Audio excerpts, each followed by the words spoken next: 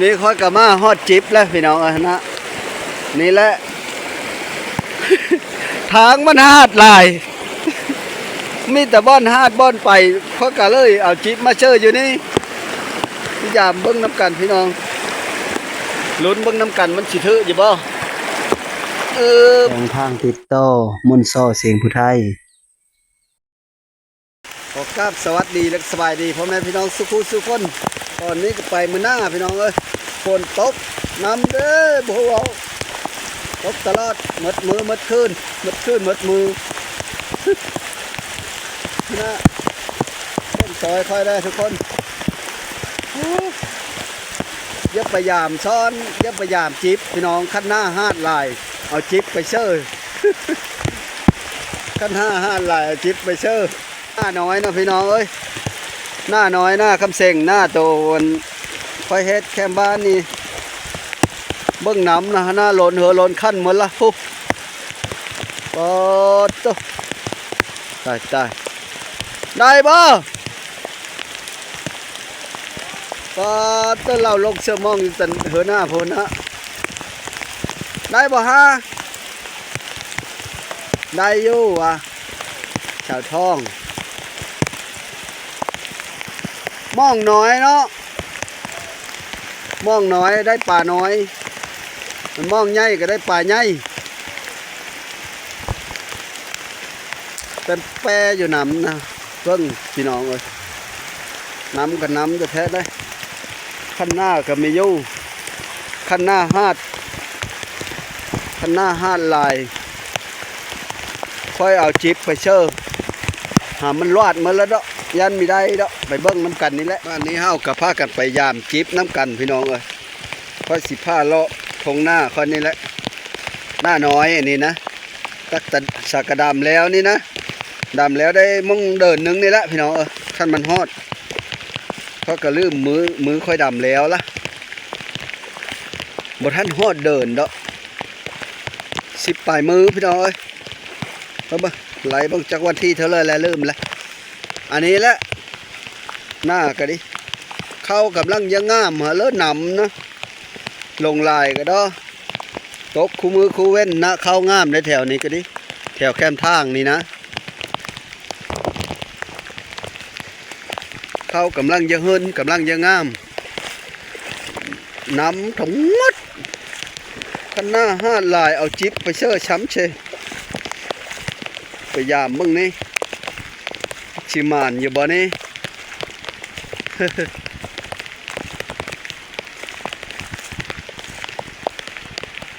น้ำรอดมดทิพมดแดนอันนี้เลยทางเมื่อบ้านโอ้ยพลึกพโลขั้นภาพบ่แจ้งกับบ่หวากันเสียงบ่ซัดกับบ่เฮหวากันนะพี่น้องฝนตกและค่อยเอาเสื้อถงยางกระท่ายโทรศัพท์กันน้ำบ่ได้ก็เลยเสื้อถงยาง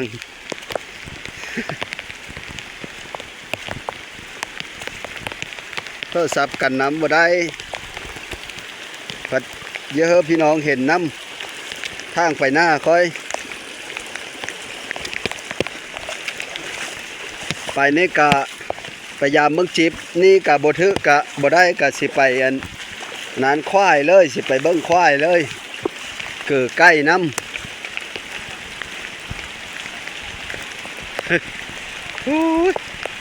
โคตรกะละกะโลพี่น้องเอ้ย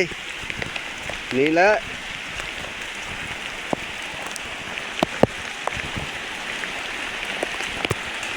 ได้กินย้อนวันนี้หน้าก็ดีคอยป้านดอนนี้ห้าดอนนั้นป้านดอนนั้นห้าดอนนี้อยู่จะเป็นแล้วฮอดคันมันละเข้ากำลังจะเฮิรนกำลังจะงามน้ำเย็บมันเป็นกฎเกณฑ์ของธรรมชาติห้ามบ่ได้คันมันมีตกก็เอิ้นหาแต่ฟ้าแต่ฝนมันตกแล้วก็จะได้แดดเฮ็ดเผื่อก็เฮาได้คือเจอเฮามันบ่ได้แล้วก็มาแม่นเฮาดูดเอาเนาะมันคือจักรูปเอาเชแมนเลิกพะโล้แล้วไปเบิ่งจีบค่อยพี่น้องเอ้ยไปเบิ่งจีบค่อยน้ำกัน ฮอดแล้วฮอดบอนเซอร์จิบแล้วอยู่นี่เลยตะน้ำพายเท่งอันนี้นะจนสุดเลยบ่เห็นเข้าเลยพี่น้องเอ้ยโอ้หน้าแถวนี้จนไม่ได้เห็นเข้าโทมทีบเลย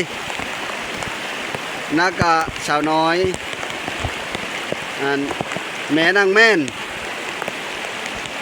ต้นกำลังเยอะตึกจะลงกองกับโมโมอันทงยางเป๊ะฝน นี่ค่อยกลับมาฮอดจิบแล้วพี่น้องนะนี่แหละ ทางมันหาดลาย มีแต่บ้อนหาดบ้อนไปเขาก็เลยเอาจิบมาเชื่ออยู่นี่ยามเบิ้งน้ำกันพี่น้องลุ้นเบิ้งน้ำกันมันสิถืออยู่บ่ถืออยู่บ่นี่มานอยู่บ่บ่ได้ดอกพี่น้องคันบ่เอาซองเบิ้งเอาเบิ้งเดียวบ่ได้นะเป็นตะมานอยู่ได้ถืออยู่ดอกยามเบิ้งตอนนี้ก็ยามแล้วทุกคนเอ้ยยามแล้วแหละได้กับบลายไปเลยนะจักขี้เยอะจักไปเลยเพราะว่าบ่มีผู้จับกองเฮิรนนะก็เลยนั้นตอนนี้ก็ยามไล่แล้วนะลายอยู่ได้ป่านี้นะปลาเลง ปลาเลงลายอยู่นี่อยู่พีได้จักขี้เยอะขี้หยุกเอาเหมือนเลยเอาไปเลยยืดเทิงกันเดินคนละมันนะได้gìได้มานvôพอได้vôได้กินพี่น้องเอ้ย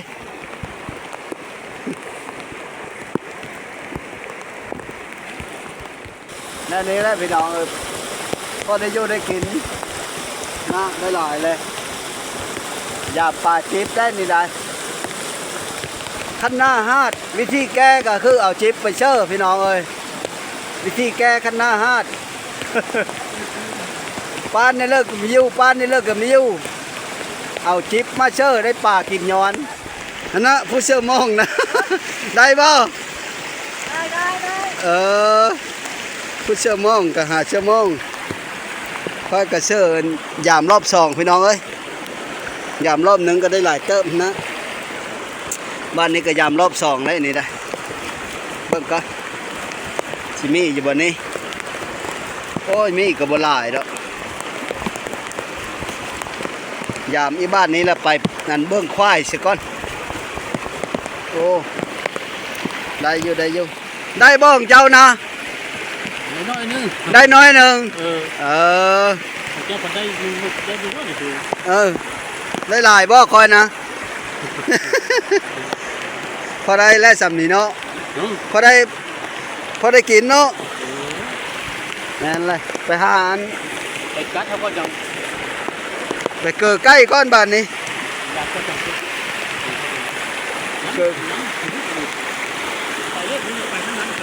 ไปได้บ่อนี้นะแม้มันรู้แล้วนะรู้แล้วได้รู้แล้วนะสักรู้เดี๋ยวนี้มีทื่อรอบบ้านนี่จิบค่อยนะรู้อยู่หันแล้วนะไปบ่ได้แล้วไปพุ่นแล้วข้างเดินพุ่นแล้วมาพุ่นไปไม่ได้ขู่ไปพุ่นแล้วขู่ไปแล้วอ้าวมาเด็กย่างคนนี้แล้วไปซะโอ้รู้แล้วรู้พอดีเลยบ้านนี้เสร็จแล้วมันบ่ไหลมาเสื้อจิบแล้วบ้านนี้เนาะมันก็บ่ทื่อแล้วบ้านนี้มันรู้นะฮั่นแล้วโอ้ยตายแล้วจะไปได้ในน้ำฮะ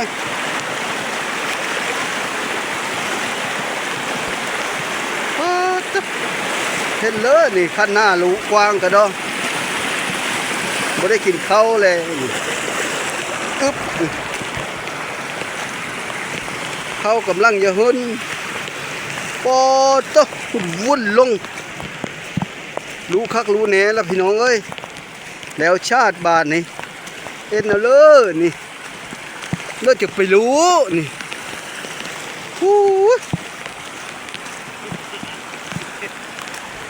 3เธอป้านแล้วได้เดี๋ยวนี้นะเดี๋ยวนี้ก็โหวุ่นๆอยู่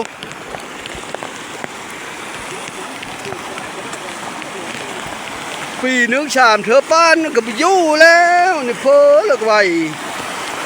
ฮู้ต้มโหนี่รถแล้วนี่ได้ตายดอกนี่เชอะโอ้นะเขาตึกสิลงอยู่เทิงไปบ่ได้แล้วตาเอ้ยถ้าจะไปก็ลงย่างไปพุ่นแล้วคันมีฉันกับใต้ไปเซอร์พุ่นตึกสิลงพุ่นแล้วถึงได้เนาะหน้ามีแต่บ้านฮาดทั้งหมดโอ้นะคันนั้นก็ดีกึ่งปึ้งอยู่แถวนี้ตาเช่าไปเยอะไปข้างบ่อนทางป่าเพิ่นน้ำซัดเข้าจนคึงโหเหินหน้าลึกลีโลพี่น้องเอ้ยซัดกายเลยเหินนี่นะโอ้ตุ๊น้ำรู้มันจะทึ่งพูกระดอว่านำฝนตกมัดมือมัดคืนว่านี่ก็มัดมือคืนนี่ก็มัดคืนเดี๋ยวนี้ก็ตกอยู่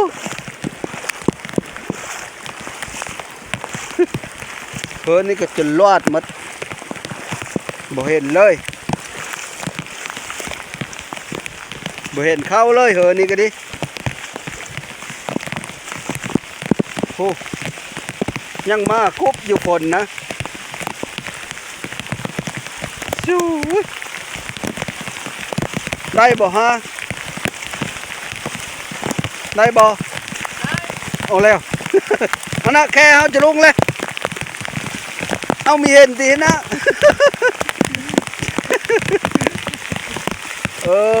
พอเยอะว่าเมย์โต้งหน่อยพอบอกเพ้อบ่สิเลอใครบังดูจะทำร้องงอนเลยไปได้ป้าเนาะป้าตัวหนึ่งกับป้าน้อยปลากิเลสปลากิเลสละปลานิ่มน้อยแล้วพี่น้องนะขั้นนี้ก็ฮาดอีแล้วป้าน2-3เธอแล้วได้ดอนนี้ก็ดินะฮาดอีแล้วคือปึ้งอีแล้วโอ้ฝนหญ้านี่ละวะกันไหมแล้วนี่นะจักละเป็นแมวโมดเลอแล้วโอ้นะไหลอยู่ทึ่นอยู่โอ้ตัวนั้นก็มีได้ห้อมจังดีได้ตัวนั้นก็ดีโอ้ตัวนะกึ่งปึ้งอยู่จะบ้อนฮาดทั้งหมดฮู้ยบ่ไหวเรียกขั้นหน้าโคตรว่าขั้นหน้าฮาดเข้ามันจะกำลังยังงามพี่น้องเอ้ยตอนนี้ค่อยกับมาฮอดหน้าค่อยแลฮอดหน้าห้อยน้อยค่อยแลบ้านนี้อันนี้ก็คือหน้าดินหน้าค่อยแต่ว่าค่อยบ่ได้เอ็ดให้เอ็ดหน้าเฮ็ดเดินเลี้ยงควายซื่อๆนะท่านว่าแล้วก็ดีเฮ็ดเดินเลี้ยงควายบ่ได้ปุหยังเลยอันจักควายก็จักไปทางเลยแหละค่อยปล่อยปลามืดมือมืดคืนเลยปลานี่เลยเบิ่งน้ำกันพี่น้องเอ้ยเดินหน้าเขาแล้วมันโม่บ่ยายแจ้งกันนึงมากกะมันมืดได้พี่น้องส่องมากกะฝนตกนี่นะแล้วก็มันนั่นค่อยเชื่อถงอย่างนะโทรศัพท์ค่อยมันกันนำบ่ได้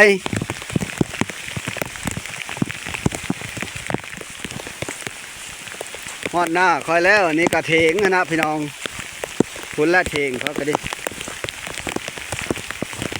ทั้งบ่ได้กันชั้นทั้งกันน้ำบ่ได้ที่ได้โทรศัพท์ไม่ยังหางบอยู่พี่น้องเอ้ยตกแรงคุณละจังละได้จังละหาเงินซื้อไม่มันบกกันชั้นระบบมันจะได้ลุ้นกันชั้นนะมันจังยางก็ไม่ได้ยางโยมก็คือยางโยมควายค่อยไปทางเลอได้คือบีเห็นวะโอ้ฝนตกก็ไปเนาะ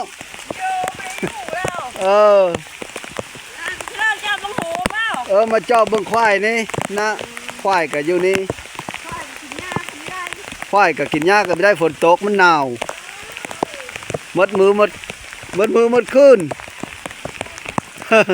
ไปหน้าเลิศนั่นนะไปเลี้ยงควายนี่บ่เออ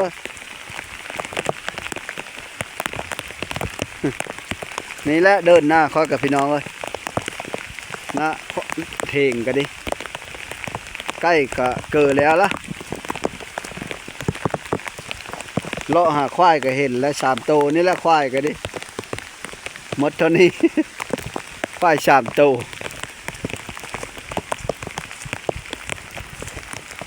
ป่าก็เจ้าว่าไปเหมือนแล้วก็ไปจักน้ำล้นที่ล้นแดนซ้ำนี้เลยป่าเลี้ยงอยู่หนองนะพี่น้องใกล้ข้อกระลายอยู่ได้แต่เก้าเชอะเดี๋ยวนี้นะมันบางแล้วกินชงดำหน้านี่นะนี่แหละใกล้กันดิ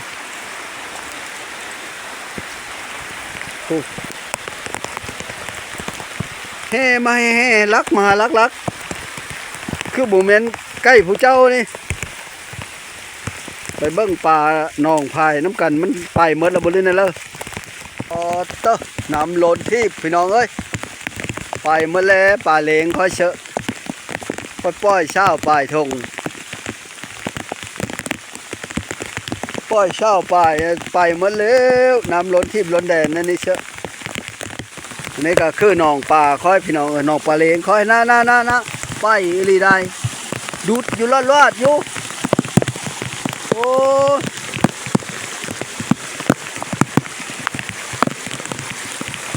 เห็นหัวกระโตมันกินนี่นะอ๋อเดี๋ยวนี้โอ้ปากกินแลบพี่น้องเอ้ย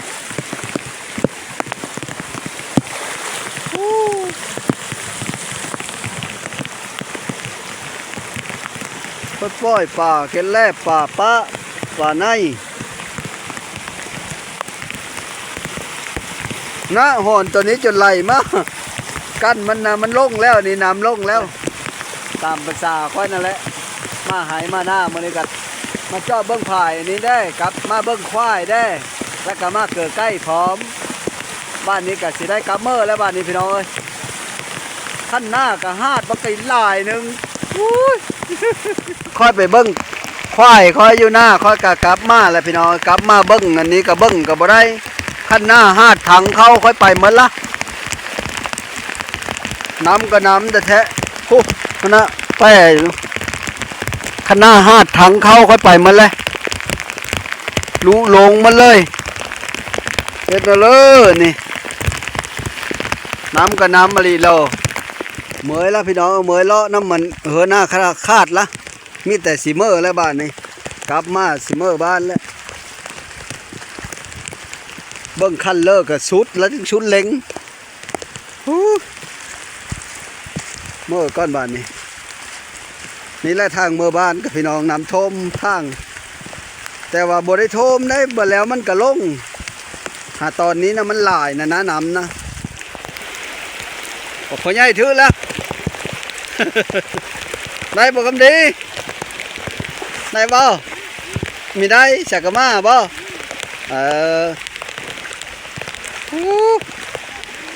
โคตรว่าน้ำเร็วดิเชอะ ได้แล้วป่าจิ๊บป่าชื่อจิ๊บได้เชื่อเดี๋ยวนี้ได้บ่เจ้านะ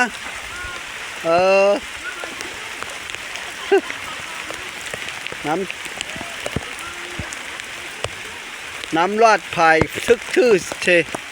หาดจักเทเลอร์ป้องละข้างหน้านะเขาน่ะกำลังยังงามข้างหน้าน่ะบ่งามเดี๋ยวนี้นะ พอจะโอ้ยน้ำข้างหน้าฮะ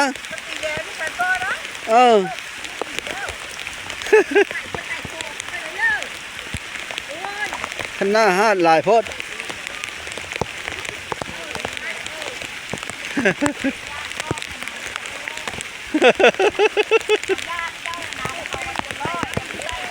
แมนบ่ว่าดอ ได้บ่เจ้านะ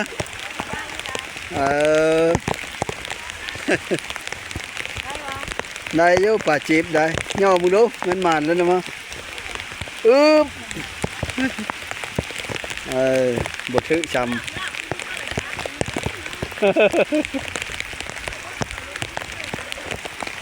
โอ้ล้มคุบคนโขกับปีนแล้วบาดนี่ปีน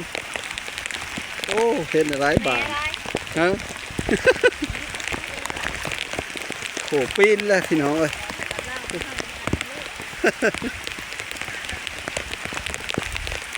อ้าวต้องปิดกองสะก่อนเลยแบบนี้ตอนนี้ก็ห้ามมาได้แล้วทุกคนนะปลอดภัยค่อยว่าป่าอะไรเย้ยๆไปเช่นเดาะป่าได้กระต้าพลาดโคน้อยนั่นเจอะ กระต้าว่ำเจอะป่าอะไรเย้ยๆเลย เมื่อก้อนบาทนี่ชุมตึกจะลุงกระตึกอยู่จักได้จักบ่ผู้ใดก็ได้ผู้ใดก็ได้ผู้สักกะมาก็บ่ได้น้ำรอดเหมือนละพุ่นและบานก็ดิไปถึงเลิกบานนี่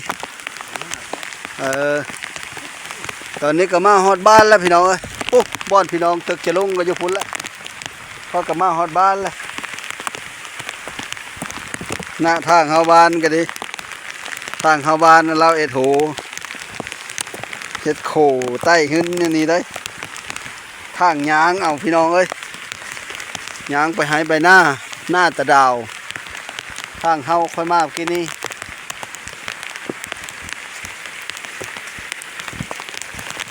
เราเอ็ดปกตู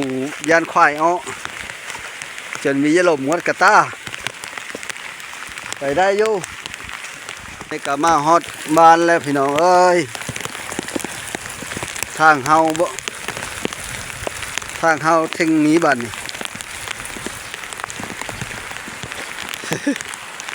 ทางยาง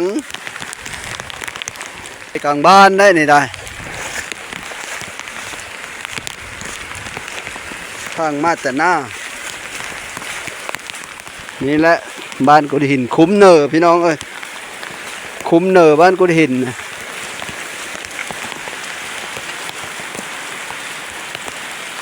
เพิ่นตะแก้วแก้วคุ้มเพิ่นตะแก้วเพิ่นตะเติบเพิ่นยายสอนคุ้มเนอ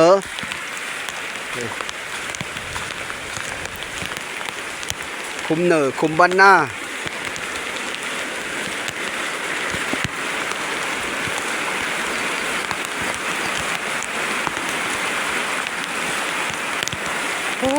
ฝนตกตลอด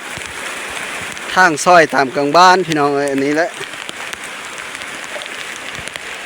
คุมบ้านหน้าได้นี่นะคุมมันเพื่อจะเต่า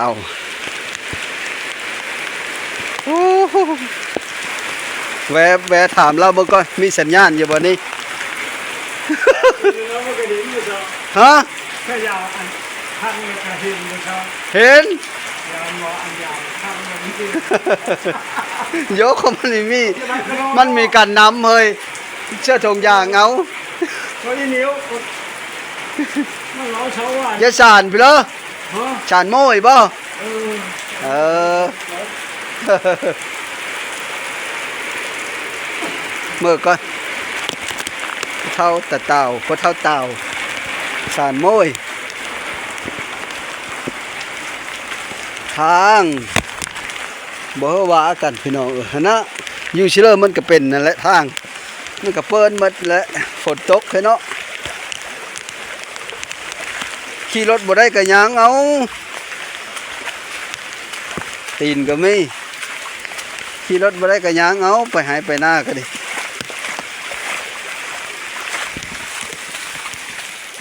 นำไปเลยทางเมื่อเฮินค่อยแล่นี่ทุกคนน่ะค่อยผ้ายางเดี๋ยวนี้นะยางเมื่อเฮินค่อยนะ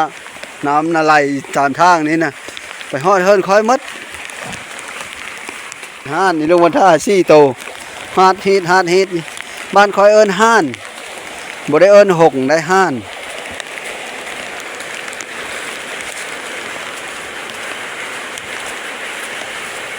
ห้านข่าว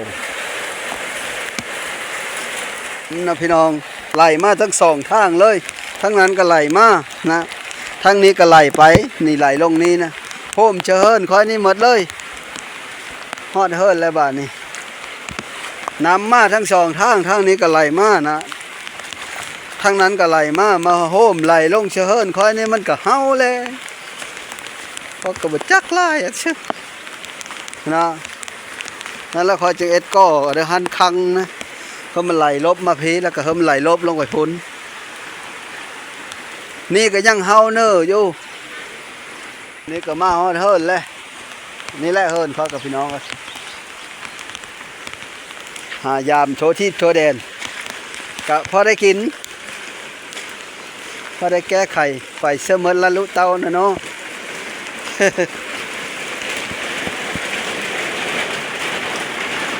ไปมัดเปินเปอะมัดเฮิรนกันดิ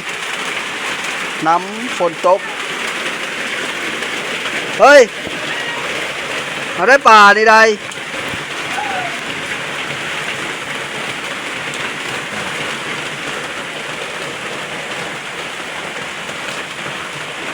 ไปเชื่อละ โอ้ยจังอยู่เลาะกูก็ได้ เอายันเจ้ามีเห็น โอ้ยมันแพงเป๊ะนี่โหด แม่ นะ เพิ่นแห้งเป๊ะโอ้ไข่แท้นะก็เก็บเอาไข่เด้อฮั่นไปสลักมันเองเลิศเนาะ กระฟีนมึงเหรอวะทำไข่ละลาย บ่เสของเนี่ยเก็บเอาไข่เด้อเต้าหอมไหมอันคือสิแม่นใกล้ไข่ลงมาแต่เทิงแต่หลังจากได้ป่ามาฮอดเฮิรนแล้วก็เพิ่นแม่เพิ่นใส่เห็นเลยเฮ็ดปลาแดะบ่ยังคิดมีเอาไว้มกกินเนาะขั้นมีเอ็ดปลาแดะก็เอาไว้มกกินเนี่ยได้หลายเติบข้างหน้าก็รู้เบ้อมีแต่บ่รู้ข้างหน้าก็ดิน้ำน่ะรอดหมดที่เผยแต่ละขั้นนะสูดยาดเลยขั้นพายแต่เฮาก็จนไม้คโลไหลมา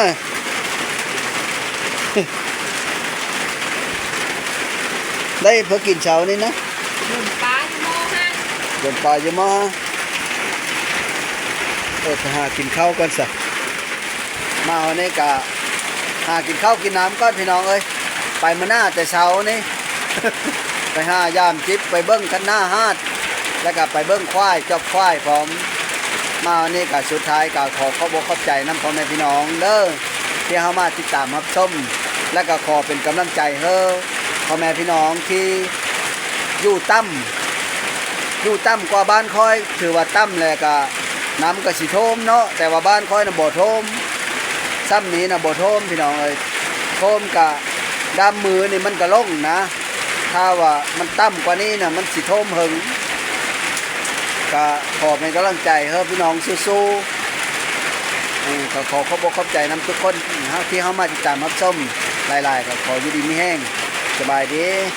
กำลังเบาบ้านค่อยมีโทมน่ะเลยไปทางนี้น่ะโทมแล้วพี่น้องเอ้ยพุ่นนะน้ำห้วยกูขึ้นแล้วเหยืองขึ้นมาเลยกำลังเหยืองขึ้นมาเต็มหมดแล้วน้ำห้วยกูได้นี่ได้แต่พอน้องฝนก็บ่ได้ถอยตกอยู่ตลอดนะน้ำท่วมมันละถงนาโลงบ้านกุฎหินเนี่ยอันที่เฮาเห็นเขางามๆเขียวๆมันก็เขาดำตะโหปีนะยั่งแต่หน้าปะมี่แถวเคอแคมเฮิรนคอยนี้ ชาวบ้านก็กำลังพากันออกไปหาเก็บกิโลหรือว่าตึกจะลงแถวแคมเฮิรนคอยนี้นะน้ำท่วมหลีได้พี่น้องเอ้ยฝนก็ไม่ได้ถอยตกตลอดตกลงมาเค็กอยู่นะปอดโตโคตรแหละนี่เชอะน้ำท่วมแล้ว10 ปีตั้งแต่พายุนกเต็นผู้พี่น้องสักกะโทมอีปีนี้โทมหลายนะค่อยท่ายจากมุ่งสูงหลังเฮิรนค่อยพี่นะ ค่อยขึ้นมาท่ายอยู่หลังเฮิรนค่อยเบิ้งน้ำกันพี่น้องเอ้ยเดี๋ยวพี่น้องเบิ้งน้ำโทมถงนาโลงบ้านกุฎหินเมืองอาจพรแขวงสวรรณเขตฝนก็มาอยู่ตลอดน้ำก็กำลังมาพี่น้องตอนค่อยมาแต่หน้านะน้ำยังไม่ได้รีบหลักโหตะก้าแถวนี้เดี๋ยวนี้ละรีบหมดละอันเลิกประมาณ4 เมตรแต่ขานี้ลงไปนะพี่น้องน้ำนี้นะ 3 เมตร 4 เมตรได้ เพราะว่าลักโหแถวนั้นน่ะลิบหมดแล้วนะเบิ่งเอาเด้อพี่น้องเด้อระมัดระวังน้ำกันได้บางเทอมันมาหลายกว่านี้โอ้ยลึกกิโลแล้วนี่ลึกกิโลว่าน้ำแล้วพี่น้องเอ้ยฝนก็มาอยู่ตลอดไม่ได้ถอยเลยค่อยท่ายจากหลังเฮิรนค่อยหลังค่าเฮิรนโคค่อย เพื่อพี่น้องเบิ่งน้ำกันปาดเด้อโง่ควายปลายเขาเอาเฮิรนไว้บ่อนสูงเด้อพี่น้องเด้อผู้ไว้เอาเฟื่องเฮากินหรือว่าไม่ได้กินเพื่อก็ย่ามันเท้าน้ำลงจะเอาไปหาหญ้าเกี้ยวหญ้าเฮากินเต็มที่ดอนี่เสือบ้านเฮาน้ำฝนตกกระดักกระดอน้ำไหลโหงไหลหาลงมาแต่ผู้สังแห่ผู้แลหรือว่าตามห้อยห้องคลองบึงบ้านเฮานี่แหละมันก็ไหลโฮมกันมันก็ไหลเลยตกหมดมือหมดคืนแล้วเนาะคลิปนี้ก็ขอโจไว้สำนี้สักก้อนพี่น้องอย่าลืมกดติดตามเพื่อฉีดบุพลาดคลิปหน้าคลิปใหม่ก็คลิปนี้ก็ขอขอบใจหลายๆสบายดีเด้อทุกคน